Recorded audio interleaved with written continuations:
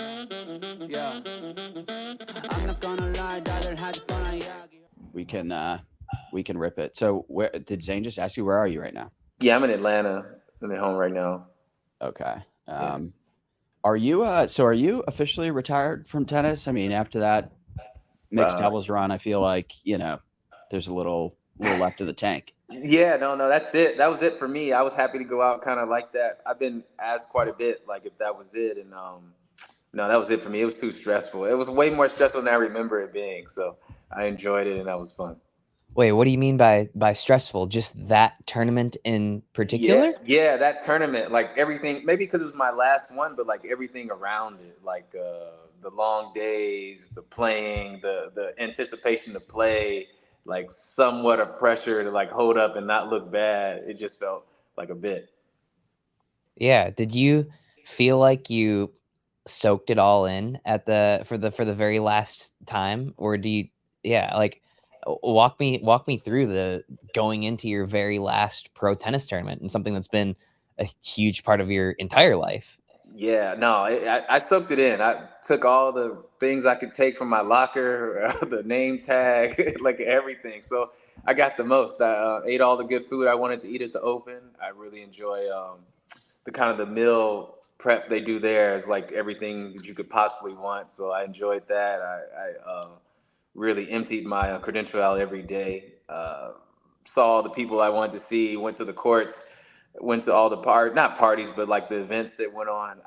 I enjoyed it really because I knew it was going to be my last time. With a credential that can get me in the locker room at least to do all of that, unless I was coaching or helping out someone else. So it was enjoyable. I had my family there, friends. I really had a lot of fun. Yeah, I wouldn't take it back for anything. If you were to ask me or tell me that I would have made the finals before I went out, I would have signed up all day. But I initially thought I was going to lose first round. So I just didn't want to embarrass myself. That was the main thing. That's kind of the best when you have low expectations and everything else is just a bonus from there. You can play pretty free, right? A And hundred so, percent. After that first round, I was like, "Oh, this is house money." So it was fun. Yeah. did you get pretty emotional during your last match? You know what? I actually did not get that emotional. I got asked that a few times, but it was because I was probably so upset at that point we lost to some extent that because at the finals, you want to win the tournament because at that point you realize it is a possibility. So no, I actually didn't. But I had been pretty emotional for months leading up to it because I had kind of already figured it was going to be what it was in my last one. So I kind of got that out the way, and at that point it was just all about playing and enjoying it. Yeah, I gotcha. I'm not gonna lie, I cried in my last D3 tennis match I No, played. I bet because yeah, if it kind of comes and it's like it's here, it's the moment.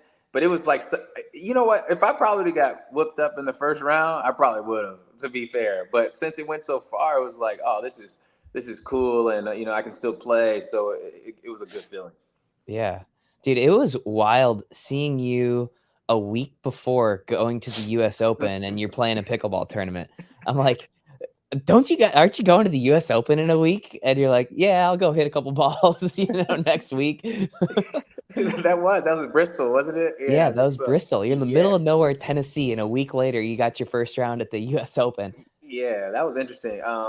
Yeah, I was able to kind of compartmentalize, the tennis and pickleball all year because I'd been practicing and doing both. But to leave and go play the Open was different. To leave from a pickleball tournament and that was the tennis was more natural to me than the pickleball. I actually get a little more stress playing the pickleball events than I do the tennis because I'm not like as confident in what I can and cannot do yet and the results and it's just totally different, so I kind of that was in my realm and I was comfortable.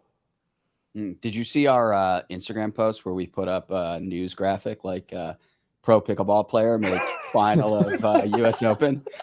Oh man, I definitely saw that stirred a lot of controversy. I was getting Yeah, messages and people were arguing in the comments dude, and I so was like, funny.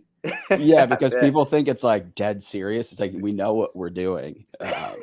It's Yeah, so tennis good. fans are pretty serious and literal, so they couldn't get the joke, but I definitely got it. Yeah, yeah, that was cool. Okay, That's so pretty elite level trollery. yeah, no, It I mean really because was. it was just like a standard news graphic, right? Like even the language wasn't.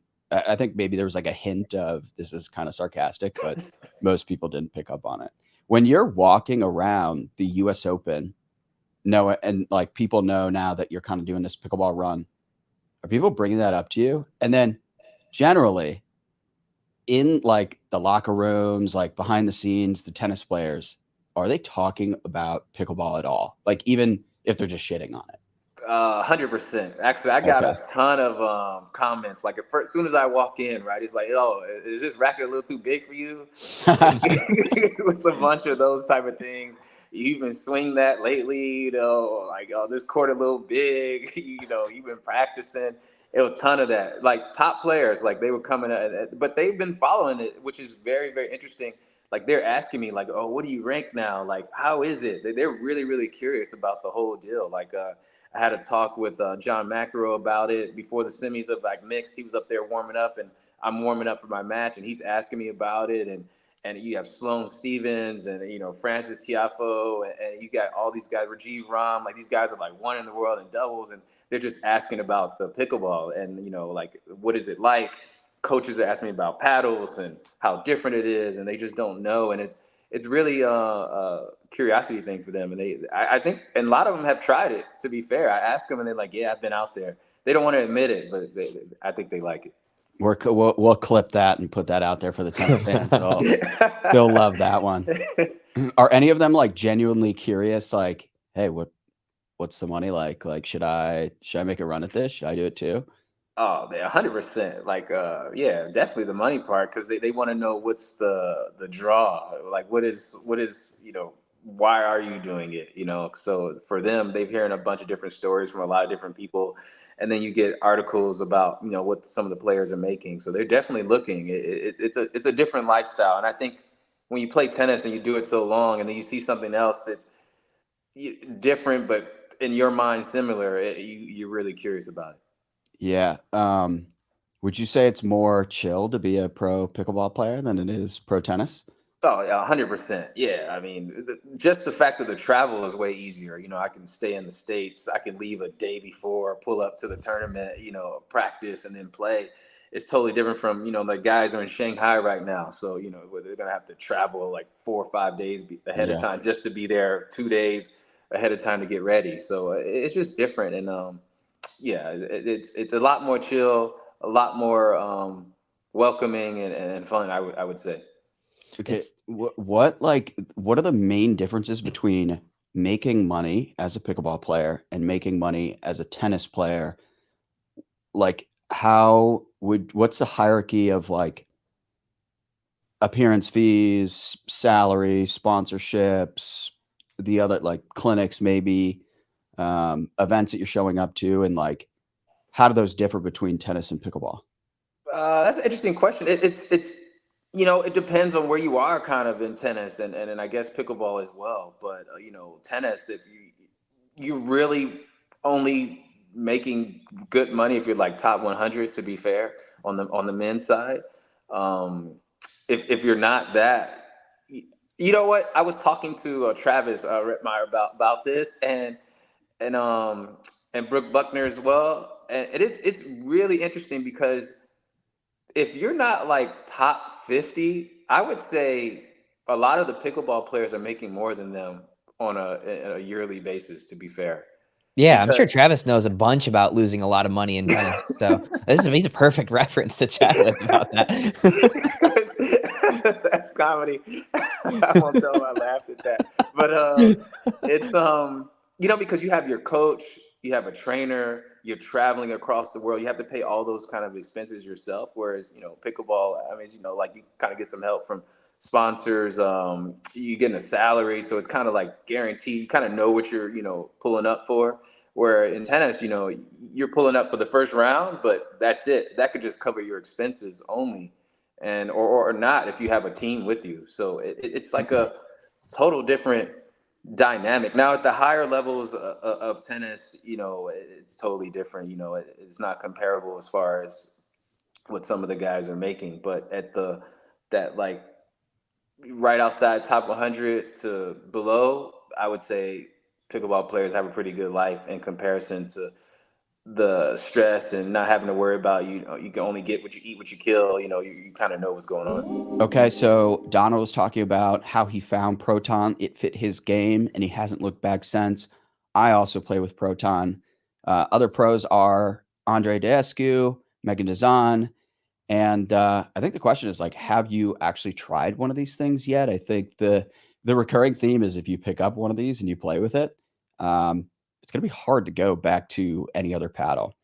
So I've been playing with it. I think we were just talking about it with Donald. I've been playing with it since that would have been like late June, and I've been using the same one. So these things are like super durable. They hold up. They maintain their spin, and it's just a good balance of like touch, spin, power, which is good for somebody who is very technically unsound, like myself. They also just released their new Series 4 Project Roadrunner. It's made with aerospace grade carbon fiber and exposed Kevlar for sustained spin. This lightweight edgeless paddle features a hybrid core that delivers a soft touch when you want it and power when you need it. As I said, super durable, stays rough for consistent spin even after thousands of hits, which I can attest to. Get yours now and save $25 with our code THEDINK exclusively at pickleballcentral.com. So that's code THEDINK, all caps, one word, $25 off, pickleballcentral.com.